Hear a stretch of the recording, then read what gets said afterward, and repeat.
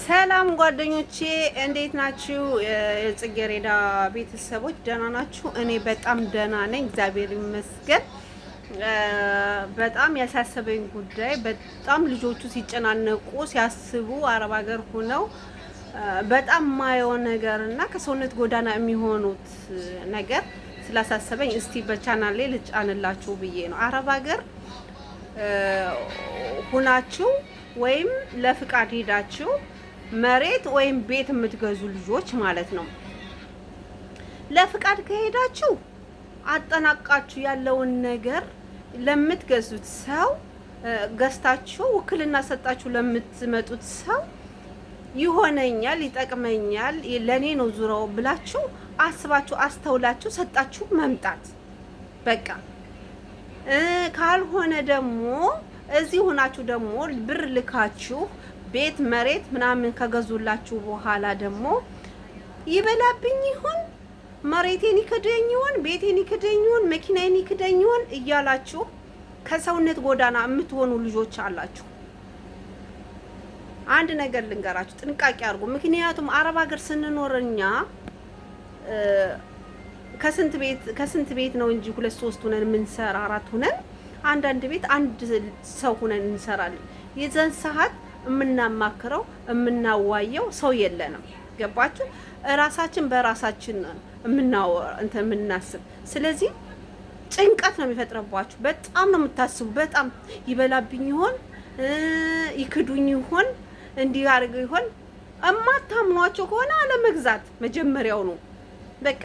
እማታምኑትን ሰው አለመግዛት፣ ቤትም ሆነ መኪናም ሆነ መሬትም ሆነ። ምክንያቱም አረብ ሀገር ከመጣችሁ በኋላ ወይም አረብ ሀገር ሆናችሁ ከገዛችሁ በኋላ ከሰውነት ጎዳና አትሁኑ፣ በሽተኛ አትሁኑ። ምክንያቱም እዚህ የሰዎቹ ስራ የሰዎቹ ንግግር እዚህ ስራው ሙቀቱ ምኑ ስለሚያሰቃያችሁ እንደገና የእናንተ ህይወት ደግሞ እዛ ሲያሰቃያችሁ በጣም ነው የምታስቡ በጣም። ስለዚህ ሀብት ስትገዙ አንደኛ የምታምኑት ሰው መሆን አለበት። እዛው ጨርሳችሁ በቃ ይሄ የኔ ህይወቴ ነው በቃ እዚህ ጋር ይቋጭ፣ ነገ ሂጅ ያገኘዋለሁ የራሴ ነው ብላችሁ ማመን አለባችሁ። ሁለተኛ ነገር ደግሞ የማታምኑት ከሆነ አትግዙ፣ ገንዘባችሁ ይቀመጥ በቃ። አይ እኔ ይሄን ነገር ስለማላምንበት አልገዛም፣ ስለዚህ ገንዘቤ ይቀመጥ ብላችሁ መወሰን አለባችሁ። በተለይ የማዳም ቤት የምትሰሩ አረብ ሀገር የምትሰሩ ልጆች ወስኑ። አንድ ነገር ሲሆን ወስኑ፣ ውሳኔ ይኑራችሁ። ካለበለዚያ እዚህ ከመጣችሁ በኋላ ሰዎቹ ጋር በምትሰሩበት ሰዓት ጭንቅላታችሁን ነው የሚያማችሁ፣ ጭንቅላታችሁ ነው የሚያስብ። ብዙዎቹ ቤት ገዝቼ ነበር ለወንድሜ፣ ቤት ገዝቼ ነበር፣ መሬት ገዝቼ ነበረ ለወንድሜ፣ ባጃጅ ገዝቼ ነበረ ለምናምን ትላና ከዛ ከትንሽ ጊዜ በኋላ ይክደኝ ይሆን። ያንዳንዱን ህይወት መስማት በቲክቶክ ትሰማላችሁ፣ ያንዱን ህይወት በዩቲዩብ ትሰማላችሁ። በሁሉም ነገር ስለምንሰሙ የራሳችሁ ህይወት እንደዛኛው ህይወት መስሏችሁ ስለምታስቡ ትጨናነቃላችሁ።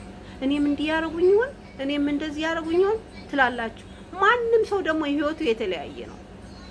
ማንም ሰው የተለያየ ህይወት ነው ያለው።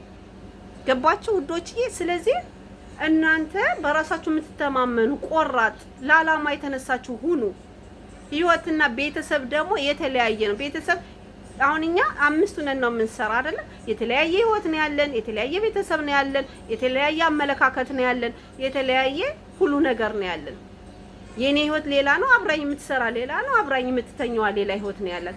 ስለዚህ አንዱ እያያችሁ ማሰብ መተገዝ በቃ ብዙ ነገር መሆን የለባችሁም። በቃ ያንቺ ህይወት ሌላ ነው። እኔ ለምሳሌ እኔ ልበላችሁ ምሳሌ የኔ ቤተሰቦች የማይበሉ ከሆነ ገንዘቤን የዚች ጓደኛ ደግሞ የሚበሉ ከሆነ ነገ እንደዚህ እኔን የሚያደርጉኛል ብዬ ማሰብ መጨነቅ፣ በሽተኛ መሆን ሰው ሀገር አያስፈልገኝም ውዶች፣ የተረዳችሁኝ?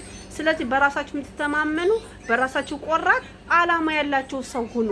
ምክንያቱም አረብ ሀገር ሆናችሁ እያበዳችሁ ነው ያላችሁ፣ እያሰባችሁ ነው ያላችሁ፣ እየተከሳችሁ ነው ያላችሁ። በራሳችሁ ተማመኑ። አንድ ነገር ወስኑ። በቃ ኢትዮጵያ ችግር አለ፣ ኦኬ ችግር አለ። ከሰውትዬሽ ጋር ተስማሚና ቀጥ ብለሽ ትኬትሽን ቆርጠሽ ትሄጃለሽ ወደ ሀገርሽ ወስነሽ የሚሆነውን ነገር አመቻችተሽ መመለስም ከሆነ ትመለሻሽ፣ ማትመለሽ ከሆነም አገርሽ ትኖሪያለሽ። ከዛ ውጭ ግን ራሳችሁን ጭንቀት ራሳችሁን በሽተኛ ብትሆኑ ማንም ሰው ላንቺ አይዞሽ የሚልሽ የለም። በቃ ቤተሰብም አቅሙ እስከሚችል ወይ ሕክምና ይወስደው ወይ ጸበል ይወስደው ወይ ቁርአን ሙስሊም ከሆንሽ ያቀር እንትን ይልልሻል። ከዛ ውጭ ራሳችሁን በራሳችሁ ጠብቁ። በራሳችሁ ገንዘብ አትጨነቁ፣ አትጠበቡ።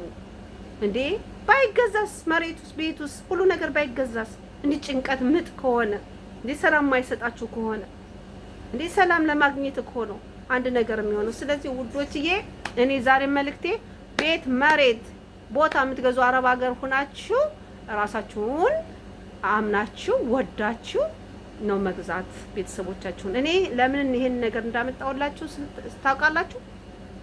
ሰሞኑን የሆነች ልጅ በጣም ስታስብ ነበረ በጣም ምክንያቱም ቤቴን ገዝቼ እንዲህ ሁኜ እንዲህ ክዶኝ እንደዚህ ሆኖ እያለች በጣም ስትናገር ስለሰማዋት ነው እኔ ወደ ቻናሌ ይሄን ሀሳብ ላመጣላችሁ የመጣ ውዶችዬ። በተረፈ ቻው።